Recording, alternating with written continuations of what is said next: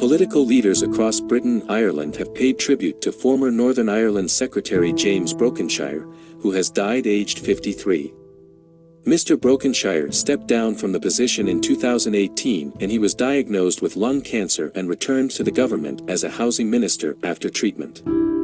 But he resigned as security minister last July when the cancer returned, and he died on Friday after his condition deteriorated rapidly last weekend. Taoiseach Micheal Martin said he was deeply saddened to hear of Mr Brokenshire's death. He was a dedicated politician and public servant, whose sincerity and commitment always shone through, specifically in the context of his work in Northern Ireland.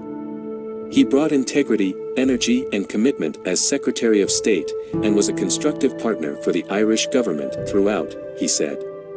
Mr Brokenshire was appointed Northern Ireland Secretary by Theresa May in July 2016 after she succeeded David Cameron following the Brexit referendum. 6 months later, the Stormont institutions collapsed and his tenure was marked by a number of controversies, including a high-profile dispute with Northern Ireland's most senior judge over funding criminal investigations into former soldiers.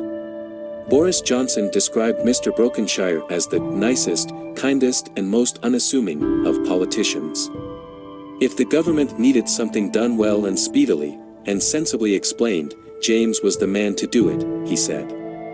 His fight against cancer was heroic, and it is a measure of his resolve that he came back from a first bout with the disease to serve in government again. He will be missed by all who knew him. Labour leader Keir Starmer also expressed sadness at the news of Mr Brokenshire's death.